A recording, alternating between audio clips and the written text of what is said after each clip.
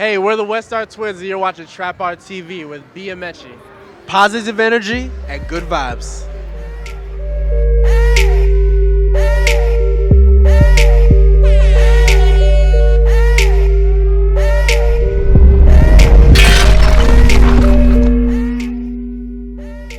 What's up, everybody, and welcome to another episode of TrapXart TV. You're watching episode 8, the Chris Brown tribute at Monroe, San Francisco. I'm your host, Biamechi, and for this episode, we interviewed a lot of great artists, even one of my former college classmates, so shout out to her. But there is so much great content, and I specifically asked these artists about their thoughts and opinions on one of the philosophies of my favorite entrepreneurs, Steve Jobs. I think you're gonna like the content, so pay attention to what they have to say. Once again, this is TrapXart TV, episode 8. Let's get it. And I'm actually very excited to do this interview because we actually were classmates at Santa Clara, but I didn't know you did art back then. Tell me about how long you've been doing art and what art means to you. Well, I've been an artist my whole life, and art is the ultimate way to express myself, my feelings. Like I was telling you earlier, it's kind of like a visual diary, so everything you see is me. It's parts of me, it's what I've experienced, the heartbreak, the highs, the lows, so art's everything to me. It's my whole life. But can you tell me about, I didn't know you were an artist when I was at Santa Clara, and we were talking before this interview, and you were mentioning that a lot of people don't know that you're an artist. Can you talk about like that transition from not really having everybody know about your artwork to then having it displayed at an art show like TrapXart and being here where everyone can see it? I feel very vulnerable right now. So making that transition into actually having people see my artwork was something that I needed to do in order to grow, because there's no way that you can get better unless you expose yourself and you're allowed to be vulnerable and you're allowed for people to critique your work. So that was a big impetus for me to start showing my stuff. It's just because I want to grow, I want to get better, I want all the opportunities that are available to me. So I knew I had to get myself out there. Well, women are my biggest inspiration in life. The most important people in my life are women. My sister, my mom, just the emotions of being a woman myself. So I would say I get a lot of inspiration from just the people around me, and that's where it comes from. And shout out to your sister who's here today. Yes, Micah. Miki. But I wanted to ask you specifically about this piece to your right. Please don't fall out of like with me. What was the process making this? What exactly does that mean to you? Well, I'm single recently. Well, actually not recently. It's been like a year. And it's like when you're dating, people lose interest so quickly. And it's like, just like me, get to know me. Don't fall out of like with me, but don't be quick to fall in love with me either, because I'm kind of scared of that, But mainly it's just like me. Or keep liking me. I'm a fuck up. I fuck up a lot. I'm a human. I'm not going to always do things that people like. So, if you have that one person and you just want them to stay interested in you, I'm like, just stay interested. Keep liking me. Well, now that you put yourself out there, I'm sure your inbox is going to be blowing up on IG after this episode drops. So, fellas, make sure you be cool out there. But I wanted to ask you, a Steve Jobs quote's coming to my head right now. And Steve Jobs said, "Good artists copy and great artists steal." Is there anything that you take inspiration from? Are there any artists or just life that you take inspiration from in your artwork? Definitely. I am an art fanatic. So there's a Bay Area artist named Charmaine Olivia who really got me studying the female body. Herc Originals, he's from Vallejo. He does a lot of this graphic type of exaggerated cartoon bodies with the women that I also took inspiration from. Joan Moreau, Picasso, Basquiat, there's so many people I've drawn inspiration from, as well as contemporary artists on Instagram. I feel like that opens up the world to you, and for an artist to be able to just put themselves out for anybody to see. So I take everything. My art is me. There's not another me. Nobody else is gonna have my perspective in life. And honestly, I'm not here to sell artwork. If you want to buy my pieces, you're buying a piece of something I've experienced. And if you identify with that,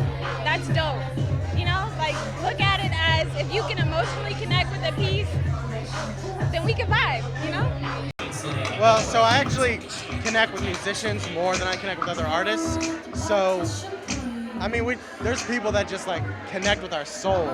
And if I can find any way to kind of get some of that same magic in my artwork, man, I gotta try. And so, like, there's something that Nina brings out in her music, something that Tupac brings out, something that people like POS bring out, that I don't know if I can get it necessarily, but if I can tap into it, whether it's in a representational piece like this or an abstract piece or a mural or otherwise, I gotta try. And music is much easier for me to do that way than other artists. I'm working on my thesis project at CCA right now, and I've been really thinking about the idea of salvation and how a lot of us are trying to get to that point of salvation by improving ourselves. But at the end of the day, like, that's not really possible, but we have to be okay with that and still find a way to move forward. And I feel like a lot of that comes down to going back to family, going back to the places we were as kids. And so that's been bringing me back to a lot of these old photos. And I've noticed a lot of other artists are doing the same thing. So I think that's something that this generation's kind of connecting on at the same time, which is really interesting. Good artists copy artwork. Great artists steal artwork. What does that mean anything to you? Is there anybody's artwork that you are influenced by or anything to that nature? Hannah Hawk would be a good, like, for this kind of stuff, definitely this artist, old school artist, Hannah Hawk. She's really inspirational. I love the stuff that Donda's putting out there. I don't look at that many contemporary artists though. Oh, he doesn't inspire me artistically, but I gotta give a shout to Richie Pope, this guy from Richmond, Virginia. He's one of the best up and coming artists today. And his work ethic really inspires me. He's got shit out of the New York Times right now. He did the Google Doodle for Martin Luther King Day, Frederick Douglass. It's crazy. Yeah, I mean, there's a lot of artists that inspire me, but less contemporary people. There's a lot of people really doing their thing, but I think too many contemporary artists are too mixed in who's doing stuff around them, rather than looking back and using that as information to go forward. What makes you unique, and why should people pay attention to you? Well, hopefully it's because I'm connecting with you. Like, I don't want you to follow me, I don't want you to interact with me if I'm not connecting with you. Make me connect with you. Hopefully though, the work I'm putting out there, the artwork I'm putting out there, it catches a part of you, it makes you feel something. If I'm doing that properly, then I'll go forward and I'll be successful and we'll all be able to make something cool. If I'm not doing that, then why should you care? There's no reason. We need artwork today that connects with people on a personal level, on a societal level. We need artists who are making stuff that matters. Stuff that talks about what's going on in the world around us, stuff that talks about how we're feeling. Artists have to be reporters. We have to represent what's going on in the world around us. And that's why I'm talking about salvation. I mean, we're looking, all of us in 2016, life is hard out there right now. For myself, more so for other people, and we need something to connect to. You know, I don't have it with me today, but that's why I was doing artwork for the Black Lives Matter movement. It's because we need artists, we need people to reflect on the culture around us. And I hope to be able to be a small part of that.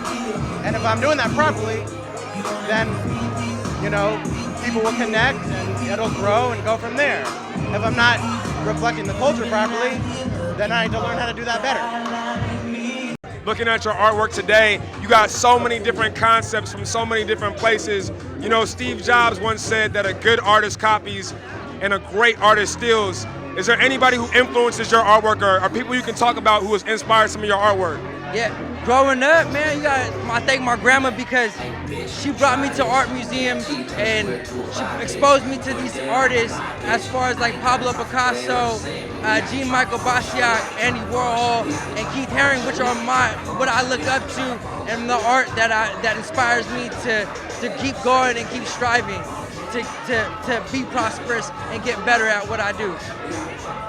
Absolutely, and I want to talk about specifically your brand. What is your brand? When you say abstract art, like what does that really mean to you? Like, how would you define your artwork? Life. My work is based off life. Everything that you do in life is abstract. Going outside is abstract because you don't know what you're gonna do, and that's what an abstract artist, they don't know what they're gonna do, and that's how every day I live my life. I don't have a set schedule. I plan by just doing what I do, living everyday life. And how do you react to the challenges of having, writers call it writer's block, artists may call it artist block. Whenever you're in that sort of block mood, that block zone, how do you get out of that?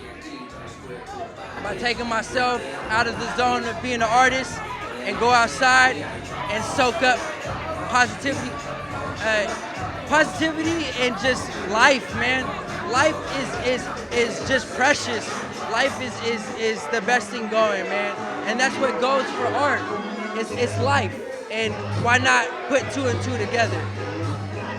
And why you specifically? Why your artwork? Why you here tonight at Trap Art? Why should somebody stay in tune to what you got going on with your artwork? Why should somebody care about what you have, man, your brand? Because I'm different, and I feel that my art will be valued and appreciated through time. And I just bring positive energy and just love, man. That's all what it's about, and that's all I can say. I know there's probably a big struggle between what people want to see at a gallery or at an art show like this versus the pieces that mean something to you. How does that battle play a role in your artwork? It's difficult. The art world is kind of competitive, and if you screw up one time, it can kind of affect your career. So the pieces I want to do are controversial. I want them to make people uncomfortable.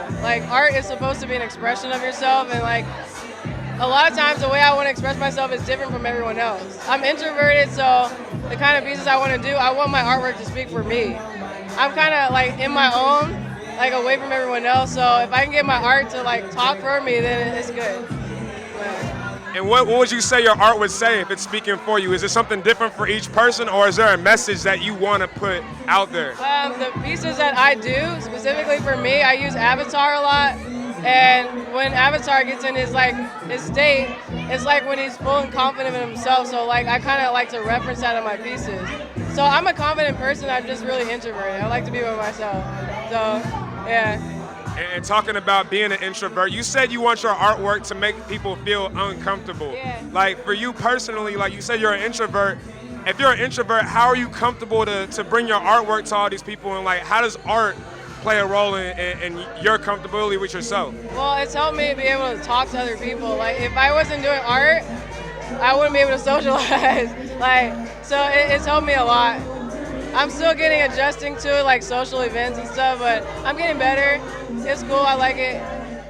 I'm gonna throw you a random question right now. All right, so before I was coming here, I was looking at some quotes, and Steve Jobs once said that a good artist copies and a great artist steals. Yeah. Is there anything in your artwork, is there any influences or any inspirations you take from other artists or from other people?